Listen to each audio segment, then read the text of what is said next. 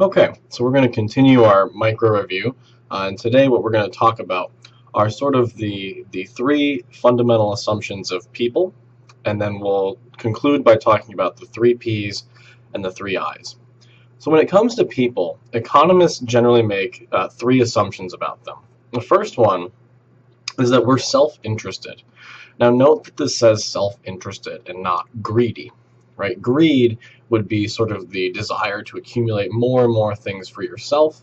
Self-interested, however, simply means that you do the things that you value the most before you do other things. Okay, and this seems fairly obvious. These things can be anything. They can be, buying yourself groceries. They can be going to the movie. They can be going to college, right? All of these things would be in your self-interest and are obvious examples of that.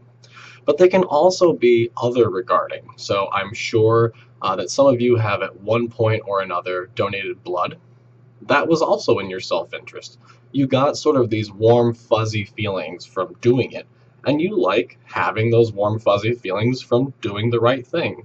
We see other people donate their time for free at soup kitchens. We see people giving away their worldly possessions, as in the case of, let's say, Mother Teresa, right? She was acting in her own self-interest by giving those things away because the thing that she could do that was best for her was to give them all away. That was her favorite thing to do. That was what she wanted to do with her life, is give all of her worldly possessions away. At the same time, self-interested behavior can take on a much more selfish appearance. So Bernie Madoff was very self-interested, right? And so the point I'm trying to make here is that every single person is always and everywhere self-interested. The question we need to ask is, what is in their self-interest, right? You can't say, this person did something because they were just a nice guy or a nice girl, right? It can't be because of that. There has to be some reason why it was in their self-interest to do whatever it is that you saw them do. Okay, so everyone is always acting in their self-interest. The question is the particular manifestation of that self-interested behavior. The second thing we assume is that people are always and everywhere rational. Okay, now there's been a lot of pushback against this one because it sounds very contentious, right? How could everyone be rational? Of course, you've seen someone in your life do something that looked irrational, right? I'm sure you've chastised someone for doing the wrong thing at some point in their life, and that's fine. But the point is that they were still behaving rationally from an economic point of view. And rationality really has sort of two components to it. The first one being that we prefer more to less. Okay, so if you give me the option between having one scoop of ice cream versus 2 scoops of ice cream, and they're both free, I will probably take the two. In fact, I will take 2 scoops of ice cream. Okay, if you give me the option of having $10,000 as my salary or $20,000 as my salary, I pick the 20. Okay, so anything that we value positively, we generally want more than less of it. Okay, we want to have more of it. Okay, and the second thing is sort of what we call transitivity of preferences. Okay, so what this means, all right, so transitivity or transitive preferences. If I spell things wrong, just keep in mind that I'm an economist, not an English professor. Okay, so I apologize ahead of time.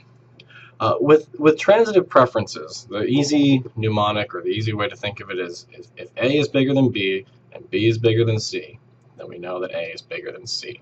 But let's think about it in a sort of a concrete way. So let's say that your rank ordering of ice cream, since I'm in an ice cream mood today, is chocolate, vanilla, and strawberry. Okay, so your favorite one is chocolate, your second favorite is vanilla, and your least favorite is strawberry. Okay, so we go to an ice cream parlor, we find out that they have chocolate and vanilla ice cream. Well, you pick the chocolate. It's your favorite. Okay? And if we go to a different ice cream parlor, when we find out that they have vanilla and strawberry, well, you pick the vanilla because it's your favorite of the relevant options. Okay? So given that you can't have chocolate because it doesn't exist at this particular ice cream shop, you go with vanilla. Okay? And if you have the options of chocolate and strawberry, well, again, you pick the chocolate because of your relevant choices, chocolate is the best one. Okay? And if we go to a ice cream parlor that has all three, well, obviously, you pick the chocolate. Okay? So you always pick the chocolate if it's available. If there's not chocolate and there's vanilla, you pick the vanilla. And if they only have strawberry, you'll pick the strawberry. Okay? Now, let's do a thought experiment. Let's say we go to the ice cream parlor and, you know, they have all three flavors. They start scooping the chocolate for you, and the clerk says, wow, I've discovered that I actually have pistachio ice cream as well. Well, what are the two options that could happen, right? One option is that you say, oh, well, in that case, I'm going to switch from chocolate to pistachio, right? Which would mean that pistachio was really your favorite ice cream, right? And chocolate is your second favorite, okay? Or you could say, oh, well, you know, that's great, but I'm going to stick with the chocolate, which would mean that the pistachio ice cream is somewhere below chocolate. We don't know anything else, though. We only know it's less than chocolate. It could be greater than vanilla, or it could be less than vanilla, or it could be even like your least favorite. You might even prefer strawberry ice cream to pistachio. We don't know. All we know is that you're either going to switch to pistachio or you're going to stick with chocolate. And that makes sense.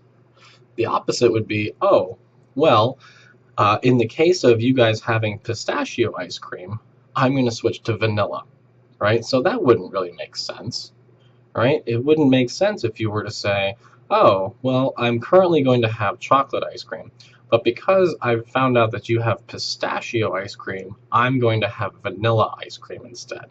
That doesn't really make sense. And we call that independence of irrelevant alternatives. I guess I'll write it here. Independence of irrelevant alternatives. Okay. And so just like everything else in life, you know, if you see a new option, you might switch to that option, you might stick with your current option, but you wouldn't switch to a lesser preferred option because of this new revelation. Okay. And this definition of rationality is a bit crude. We'll be refining it over the course of the semester. But if you think about this, there's no way that any behavior could ever be classified as irrational, right? The only way you could have irrational behavior is if you had intransitive preferences, right? Which you can't do. That doesn't logically make sense. Or if for some reason you preferred less of a good thing to more of it. Now, there are interesting cases that we'll be going over in the course of the semester. But for right now, just think about your favorite ice cream or your favorite dessert or your favorite food or seeing your favorite friend or anything like that. Would you rather see them more or less? And I'm willing to bet that you're going to go with more. Okay? Things that are good, you want more of it. Things that are bad, you want less of them. Okay? And the last big assumption about people is that we are capable but fallible. And I know I messed up writing that part there, but it says fallible. Okay, and what we mean by this is that people, they make mistakes. Okay, we make mistakes all the time. It happens, and it'd be economics would be a very poor theory if we didn't have room for honest mistakes. Okay, but the important thing is that we learn from them. We can learn, right? Or, in other words, we're not persistently stupid.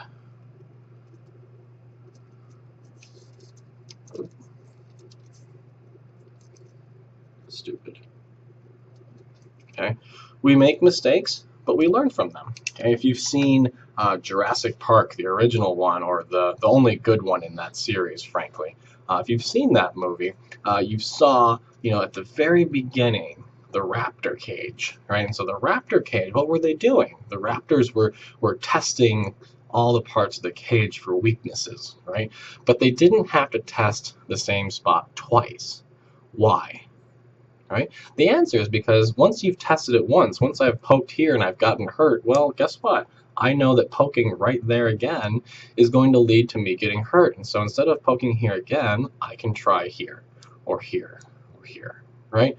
I can poke anywhere. I can poke in different places, but I already know that this spot here causes pain, and so I don't do it again, right? Or think of it this way. Think of how many of you have ever played a sport or done anything that requires practice, right? So you go out and you play golf, let's say, or tennis, or you go running, or basketball, or baseball, or softball, any of these things.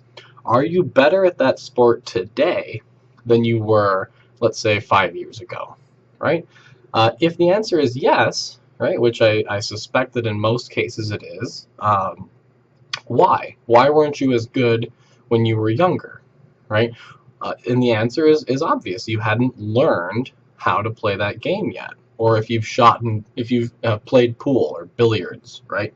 I'm sure that not every single one of you has ran the table every single time you've played, right? And to a normal person or to a normal economist, they would say, well, that's irrational. Why would you ever miss in billiards? You know what to do. Put the ball in the hole, right?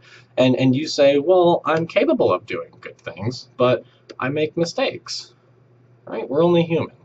Okay, and so there are honest errors. Or let's think of a perhaps more economics-y example, the stock market.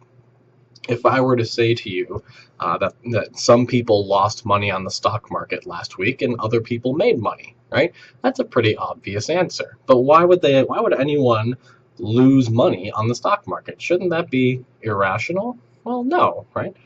People are capable, but we're fallible. The other important thing about this is that there are no such thing as systematic mistakes. Right? So there's no such thing as systematic mistakes. And what I mean by this is it's not going to be the case that every single person is going to make the same mistake at the same time in the same way. Okay, so let's do an example.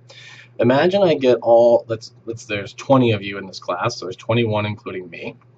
Imagine I take all 21 of us to Vegas, and I give each one of you $1,000 under the proviso that you have to spend it playing roulette. Roulette is, of course, the game with the wheel that spins, and you drop a marble in there, and whoever picks where the marble's going to go, right, they win. Okay, and there's different odds for all the things. I'll leave it up to you to figure out the different odds and what the optimal strategy is. Turns out it's just not to play, but we'll just do that. So we all have $1,000, and we each have to bet, I don't know, let's say $100 each spin. So we're guaranteed to have at least 10 spins. Okay. Now, if some of us won money and some of us lost money, there'd be no real mystery, right? Some of us were lucky, others weren't. Okay. But what if every single one of us played on the outside, so we're playing, just red and black. We're just betting on whether the ball is going to be red or whether it's going to be black. Okay. And what if, every single time that any one of us bet, we lost? And not only that, but all 21 of us never won a single spin. Okay. Now, one answer is that the 21 of us are just extremely unlucky, right? We just, it was just bad luck, right? Ferris students and Ferris faculty were just unlucky, and as a result, we lose at roulette. That's one possible hypothesis, okay? Another one is that the game was somehow rigged. Okay, so there was something going on there that made all of our behavior, all of our gambles, look like losses. Right? We were misled somehow. Maybe the game is crooked, right? And so as a result, the ball always goes in the green slot, and we're not allowed to bet on the green, right? Maybe there's something else going on with the table. Maybe there's some magnets in there. Okay, and so which one of those theories is more likely to be correct, right? Well, in the case of gambling, we could very quickly and easily find out the probability of all 21 of us losing every single spin, and it'd be extremely low. Okay, and so we would be left to sort of conclude that it was more likely that there was something fixing or rigging the game. So there was something going on that made the game unfair. And we understand that. We have no problems understanding that whatsoever. Okay. Now let's think if we can apply that to sort of a contemporary example, like say the housing market in 2008. Okay, so 320 million people in the United States. Let's say half of them own a house, so that's 160 million people. Right? I'm just guessing. I haven't looked up any figures or anything. So let's say let's round down even further. Let's say there's only 50 million people that own a house. So 1 in 6 people in the U.S. Owns a house. Okay, so 50 million homeowners in the U.S.